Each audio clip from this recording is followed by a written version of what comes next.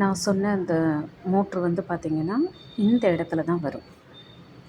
இந்த இடத்துக்குள்ள தான் அந்த மோட்ரு இருக்குது.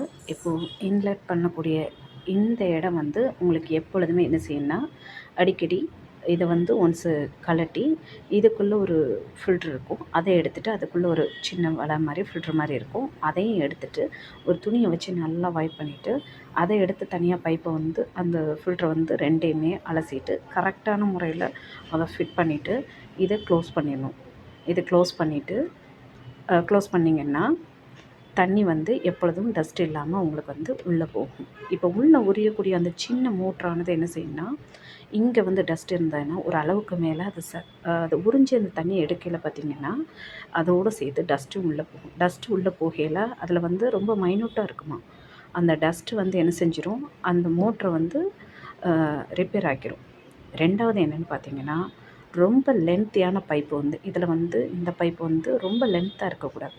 இதுக்கு கொடுத்துருக்கக்கூடிய அளவில் மட்டும் இந்த பைப்பை வந்து நீங்கள் நீளம் வந்து இருக்கணும். அதே போல் தரையிலையும் கிடக்கக்கூடாது. தரையில் இருந்துச்சுன்னா ரொம்ப ஸ்ட்ராங்காக அது உறிஞ்சி அந்த தண்ணி எடுக்கையில் பார்த்திங்கன்னா ஒரு அளவுக்கு மேலே அந்த மோட்ரு வந்து ரிப்பேர் ஆயிரும்.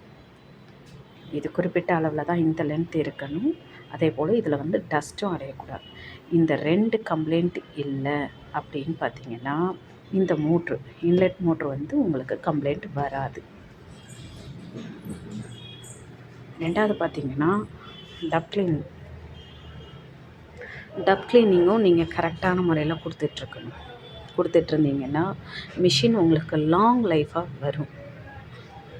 இப்போ எனக்கு பார்த்திங்கன்னா, இது வந்து தண்ணி நம்ம எடுத்துக்க வேண்டிய அளவு எத்தனை பாயிண்ட் எவ்வளோ துணி இருக்கோ நீங்களே அளவு வைக்கலைனாலும் இந்த மிஷினில் எனக்கு ஒரு பெனிஃபிட் என்னென்னு பார்த்திங்கன்னா, அதுவாகவே தண்ணியை துணியோட வெயிட்டை அனுசரித்து அதுவாகவே தண்ணியை எடுத்துக்கிடுது. எனக்கு அது ஒன்று இந்த மிஷினில் ரொம்ப பிடிச்சது.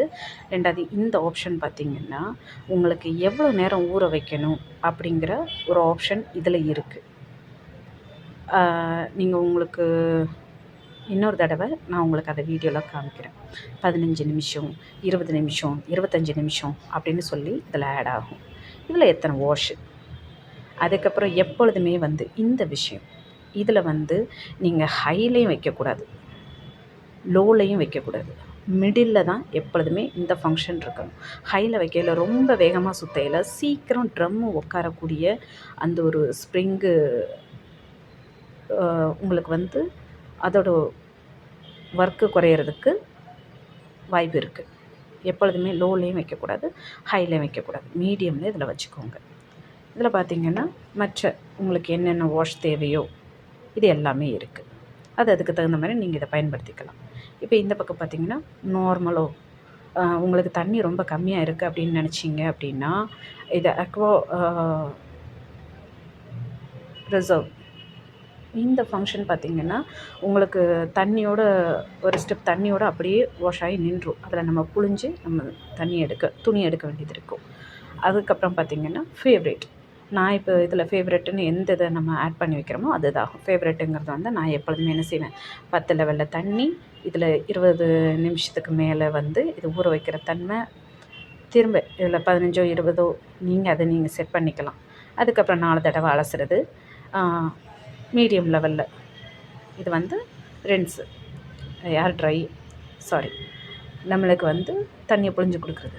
இது எல்லாமே வந்து இதில் நான் ஃபிட் பண்ணி வச்சுருக்கேன். இந்த ஃபேவரெட் அது அமுக்கையிலே பார்த்திங்கன்னா எல்லாமே வந்துடும். அதுக்கப்புறம் டப் க்ளீனிங் இவ்வளோ தான் இதில் உள்ள விஷயம். கொடுத்துட்டு நம்ம இதை வந்து ஸ்டார்ட் கொடுத்துடணும். இவ்வளோ தான் இதோட ஃபங்க்ஷன். உங்களுக்கு இப்போ மேலே டேங்கில் எப்பொழுதுமே வந்து நீங்கள் வாஷிங் மிஷினை பொறுத்தளவில் முழுக்க டேங்கில் தண்ணி வச்சு பழகுங்க. இப்போ எனக்கு வாஷிங் மிஷின் பார்த்திங்கன்னா 2 தடவை நல்லா சோப் பண்ணலாம். 1000 லிட்டரில் வந்து இந்த மிஷினை பொறுத்தளவில் 2 தடவை வாஷ் பண்ணலாம். அது போக நம்ம வீட்டு செலவும் நம்ம பார்த்துக்கலாம். எப்பொழுதுமே நான் அப்படி தான் அந்த டேங்க் லெவலில் ஃபில் பண்ணி வச்சுட்டேன். தண்ணி கம்மியாக இருந்தாலும் சக் பண்ணி இந்த மோட்ரு போடுறதுக்கு வாய்ப்பு இருக்குது. ரெண்டாவது ரொம்ப நேரம் எடுத்துக்க ஆரம்பிச்சுக்கும். நம்மளுக்கு எலக்ட்ரிக் பில்லும் இதில் அதிகமாகும். மிஷினும் சீக்கிரம் கம்ப்ளைண்ட் வரும். எப்பொழுதுமே தண்ணியோட லெவல் மேலே டேங்கையும் க்ளீனாக வச்சுக்கோங்க. ரெண்டாவது தண்ணியும் ஃபுல் பண்ணி வச்சுக்கோங்க. இந்த கம்ப்ளைண்ட் எல்லாம் இல்லாமல் இருந்துச்சு அப்படின்னா, இதெல்லாம் பார்த்திங்கன்னா கரண்டே போனாலும் எந்த இடத்துல நின்றுச்சோ அதே இடத்துல நம்ம இந்த பட்டனை மட்டும், ஸ்டாப் பட்டனை மட்டும் நம்ம அமுக்கவே கூடாது. அமுக்காமல் இருந்தோம்னா அதுவாகவே ரீஸ்டார்ட் கொடுத்துரும். அதே போல் இங்கே 1-3ன்னு காமிக்கும். தண்ணி மேலே இல்லை அப்படின்னா 1-3ன்னு காமிக்கும். அப்போவே நீங்கள் ஸ்டாப் பண்ணிவிட்டு பின்னாடி அந்த நான் காமிச்சேன் பார்த்திங்கன்னா, அந்த பைப்பில் அடைப்பு ஏதாவது இருக்கா அப்படின்னு சொல்லிவிட்டு நீங்கள் செக் பண்ணிவிட்டு அதை மிஷின்லாம் ஆஃப் பண்ணிடுங்க. இங்கே ஸ்டாப்பை ஆன் பண்ணி விட்டுட்டு மெயின் சுவிட்ச் ஆஃப் பண்ணிவிட்டு நீங்கள் இந்த இருக்க பார்த்திங்களா, இந்த இடத்த வந்து கலட்டி இதுக்குள்ளே இருக்க ஃபில்டரெல்லாம் க்ளீன் பண்ணிவிட்டு திரும்ப அடைக்கையில் உங்களுக்கு 1-3ங்கிற அந்த பாயிண்ட் வந்து வராது, அந்த கம்ப்ளைண்ட் வந்து வராது. மிஷின் வந்து என்னென்ன பிரச்சனைன்னு சொல்லி உங்களுக்கு இங்கேயே காமிச்சு கொடுத்துரும். இதுலேயே உங்களுக்கு காமிச்சு கொடுத்துரும். இது இங்கே என்ன காமிக்குதோ, நீங்கள் உங்களுக்கு ஒரு கேட்லாக் கொடுத்துருப்பாங்கல்ல, நீங்கள் அதில் போய் பார்த்தீங்கன்னு வச்சுக்கோங்க, அதில் என்னென்ன கம்ப்ளைண்ட்டுக்கு என்னென்ன இங்கே காமிக்குதோ அதுக்கான அர்த்தம் என்னங்கிறது அங்கே கேட்லாகில் உங்களுக்கு இருக்கும். அதனால் நீங்கள் பதட்டப்பட வேண்டியது அவசியம் இல்லை. சின்ன சின்ன விஷயங்கள், சின்ன சின்ன கம்ப்ளைண்டெல்லாம் வந்து நம்மளே அதில் பார்த்து வச்சுக்கிட்டோம்னா நம்மளுக்கு பெரிய செலவுகள் வராமல் இருக்கும். எதுக்கெடுத்தாலும் நம்ம எலக்ட்ரிஷியனை கூப்பிட வேண்டாம். எனக்கு எலக்ட்ரிஷியன் வரையில் இதெல்லாம் நான் கேட்டு வச்சதுனால நான் உங்களுக்கு சொல்கிறேன். இது உங்களுக்கு உபயோகமாக இருந்தால் எனக்கு நம்மளோட கமெண்ட் பாக்ஸில் வந்து நீங்கள் எனக்காக தயவு செஞ்சு கொஞ்சம் அதை ஃபில் பண்ணி விடுங்க. உங்களுக்கு உபயோகமாக இருந்தால் ஹார்ட் கொடுங்க. இல்லை இதில் ஏதாவது கரெக்ஷன் பண்ணணும், இல்லை இன்னும் கொஞ்சம் நான் டெவலப் பண்ணணும், இல்லை என்ன மாதிரியான வீடியோ போடணும் அப்படிங்கிற உங்களுக்கு ஒரு ஐடியா இருந்ததுன்னா எனக்கு அதை கமெண்ட் பாக்ஸில் சொல்லிடுங்க. தேங்க்யூ.